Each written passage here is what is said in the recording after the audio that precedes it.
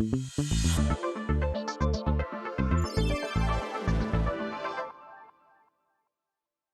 everyone, and welcome back to Radio BFit. I'm one of your hosts. And the other. It is so good to be back. You know, I had this moment this morning. I was just standing there by my front door, coffee in hand, and I was just staring at my running shoes. Oh, the stare down. I know that one. Who won? The shoes. Definitely the shoes. Yeah. Purely by, like, intimidation. They were just sitting there looking so judgmental. And I just felt this wave of, I don't know, dread. Dread is a strong word. But I think I get exactly what you mean. Is it, though? Because I feel like for so many of us, exercise, it just feels like punishment. We have this idea burned into our brains that if you aren't, gasping for air on the floor or running till your lungs are on fire, it just doesn't. It doesn't count. Exactly. It doesn't count. 100%. It's that whole no pain, no gain thing. It's so hard to shake. We think suffering means it's effective. Yeah, like if I'm not miserable, I must be doing it wrong. Yeah. Right. And sometimes you just want to move your body without feeling like you're in, some kind of boot camp. You want the benefits, but not the misery. Yes. So what if I told you there was a way to get, like, the benefits of a serious cardio workout? Okay. I'm talking real heart health, building muscle, all that good stuff, but without the high impact of running or the huge time suck of getting 10,000 steps a day. I would say you are reading my mind or my diary. What is this magic? That sounds like a late night infomercial pitch. It totally does, doesn't it? But this is real. It's called the Japanese walking method. Or, to be a little more technical, interval walking training. And it's all over social media right now, but here's the kicker. It's actually based on science that's decades old. Japanese walking. Okay, I'm in. But is this just like walking really, really fast and looking super intense? Those power walkers at the mall? Not quite. It's a lot more structured, but it's also surprisingly simple. Right. And it's like almost perfectly designed for people who want results but hate that punishment feeling we were just talking about. Okay. Let's get into it. Because walking sounds great, but you did say interval, which usually means sweat and maybe some tears. It does imply a little bit of sweat, or maybe, as we'll get into, a specific kind of glow. Oh. But let's start with the basics. Okay. The core of it is just alternating between two speeds. It's a formula. You do 3 minutes of brisk, fast walking, then you follow that with 3 minutes of slow, strolling walking. 3 on, 3 off. Exactly. And the whole protocol is usually repeating that cycle 5 times. So if you do the math, that's 30 minutes. just 30 minutes. That's nothing. That fits into a lunch break. It really does. Yeah. And the origin is fascinating. It wasn't, some fitness influencer. It was developed by a Dr. Hiroshi Nose at Shinshu University in Japan way back in the early 2000s. Dr. Nose, you gotta love that. Right. And his whole mission, he wasn't trying to train Olympians. He wanted to create a way for older adults, but really for anyone, to build fitness without totally overstraining the body. So that's the balance, isn't it? It is. He wanted to find that sweet spot between something that's too easy to do any good and something that's, like, too hard to stick with. Something that actually moves the needle without breaking you? That is the holy grail. Yeah. But okay, let's get specific, because fast can mean a lot of different things. Yeah. When you say fast walking, what are we actually talking about? Right. Well, you don't have to wiggle your hips if you don't want to, but technically, the fast part should be at about 70% of your max effort. 70%. Okay, for those of us who don't have a heart rate monitor strapped to our chest, what does that feel like? I love this analogy they use. Walk like you're late for a train. Oh, I know that walk. You're right. That's the checking the watch, long strides, slightly panicked, but not quite running walk. Exactly. You're moving with purpose. And there's a really simple way to know if you're in the right zone. It's called the talk test. The talk test. Yeah. During those 3 fast minutes, you should be able to speak in short phrases, but you shouldn't be able to sing.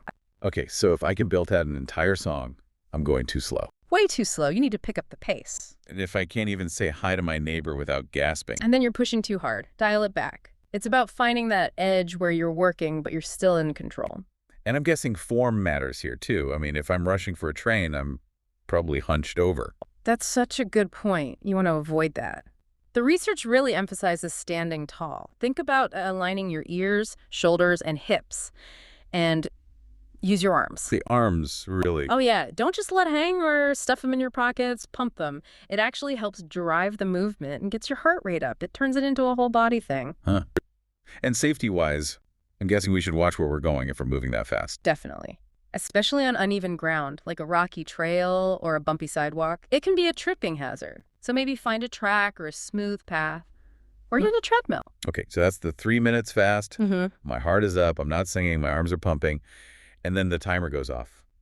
We get to the good part, the 3 minutes slow. The recovery, and this is actually where a lot of people mess it up. How can you mess up walking slowly? That sounds like my specialty. You'd be surprised, a lot of high achievers don't slow down enough. This part is meant to be at like 40% effort. It's a stroll. They call it a window shopping pace. Window shopping. Okay, I can picture that. Just kind of meandering, looking at stuff. Yes. The whole point is to recover. You have to let your heart rate come down so you're ready to push hard on the next fast interval. If you're still breathing heavy at the end of the 3 minutes... Your fast part was too fast. Exactly. Okay. Or you didn't slow down enough, you lose the benefit of the interval. It's interesting because in HIT classes, the rest is usually so short, like 30 seconds. 3 minutes feels generous. It is. And that's what makes it so sustainable. You get a real reset. It feels manageable. Now, you said a word earlier, dewy. I have to ask about this. Oh, yes. You saw this in the notes from that Yes to Next video. I love this. Isn't it great? They talk about using dewy as a much nicer way of saying sweaty. I'm adopting that immediately. The goal here is to get a little dewy, not miserable and drenched. I'm not sweating, I'm just dewy. It sounds so much better. Like a skincare ad. Exactly. It's a glow, not a drench. Okay, but let's play devil's advocate. Why do all this timing? 3 minutes on, 3 minutes off? Why not just a walk? Or aim for the 10,000 steps everyone talks about? That's the big question, right? And this is where the science is so cool. It really comes down to the difference between volume and intensity. Volume versus intensity. Okay, so 10,000 steps. That's all about volume. It's about how much you move. And that's great. Moving more is always good. Right. But this method is about intensity. It's about how hard you move. So quality over quantity. Exactly. And think about the time. Hitting 10,000 steps can take, what, an hour and a half? 2 hours? Yeah, that's a huge chunk of a day. This gives you significant fitness gains in just 30 minutes. It's maybe 2 hours a week. It's a massive efficiency hack. But are the games real? Or are we just saving time? Oh, they are very real. The studies were staggering. They showed participants boosted their VO2 max by about 20%. Whoa. VO2 max is like the gold standard for cardio fitness, right? Yeah. That's what serious athletes track. It is. It's how well your body uses oxygen. It's like the size of your engine. A 20% boost from just walking it's huge. The number usually goes down as we age, so reversing that is incredibly powerful. So you're building a bigger engine by pretending to catch a train and then going window shopping. Pretty much, yeah. And it's not just cardio. It builds muscle, specifically in your legs, your thighs, your glutes. That makes sense. You're really pushing off the ground, engaging those muscles more than you would on a casual stroll. And that leg strength is so critical for balance and coordination, especially as we get older. But then there are the metabolic benefits. It helps lower blood pressure, and it improves blood sugar control. How does walking help with blood sugar? Well, during those high-intensity bursts, your muscles are working hard, and they need fuel right away. So they basically act like sponges, soaking up sugar from your blood way more effectively. So you're squeezing the sponge dry so it has to soak up more. That's a perfect way to put it. And there's one more thing. The afterburn effect. I've heard of that with, like, sprinting, but walking. Yep. Because of the intervals, your body keeps burning calories at a higher rate even after you're done. Your metabolism stays elevated for a bit. You just don't get that from a slow, steady walk. So I'm sitting on the couch later, all dewy, and my body is still working for me. That's the dream. You know, knowledge really is your best personal trainer, and that's what BFit.ai is all about.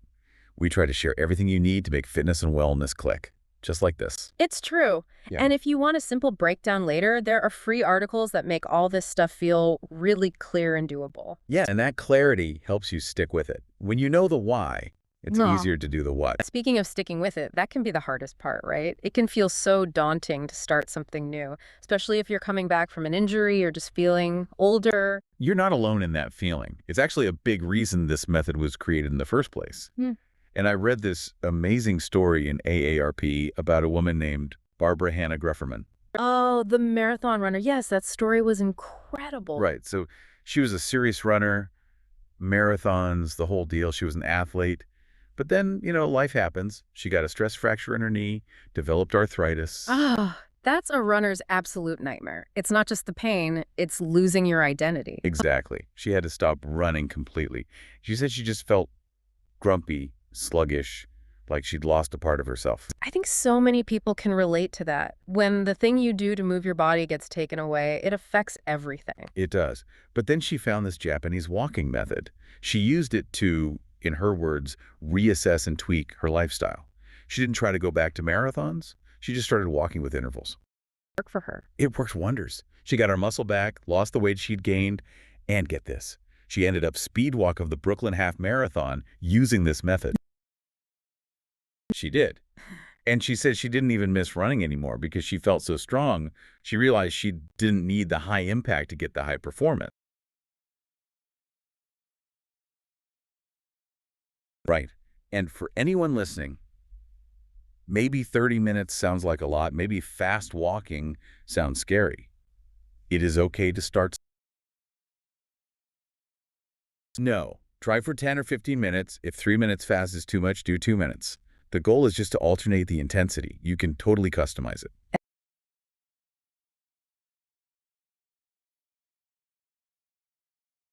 Exactly. Don't stress about it. Just listen to your body. If you're breathing hard, you're doing it right.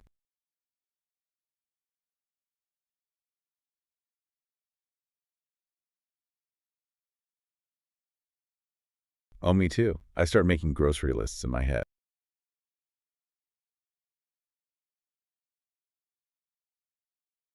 As you're watching the clock.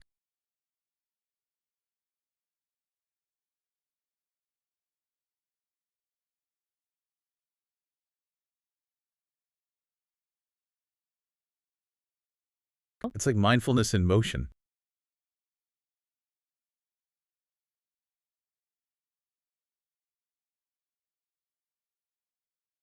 And it can be social. Yeah. I love that video where the mother and daughter were doing it together.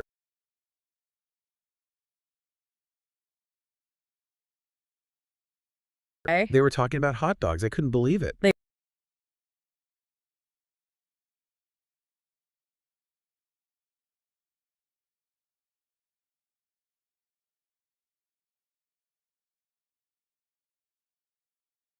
That actually sounds like a perfect way to hang out with a friend. Okay, hold that thought. I gotta run for a train for 3 minutes, then you can finish the story.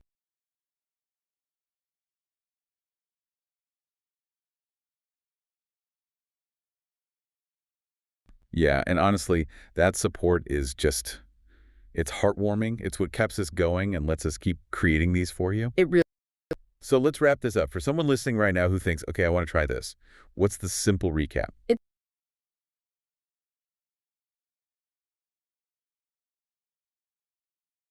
And then 3 minutes, slow window shopping, catch your breath.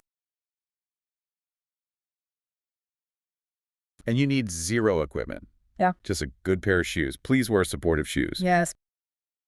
Okay, so a little challenge for everyone listening. You don't have to change your whole life today, but maybe on your next walk, just try one cycle.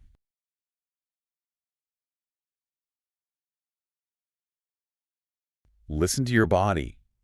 Pain is a stop sign, but effort, that dewy feeling, that is the good stuff. Thanks for listening, everyone. We'll catch you next time on The Deep Dive.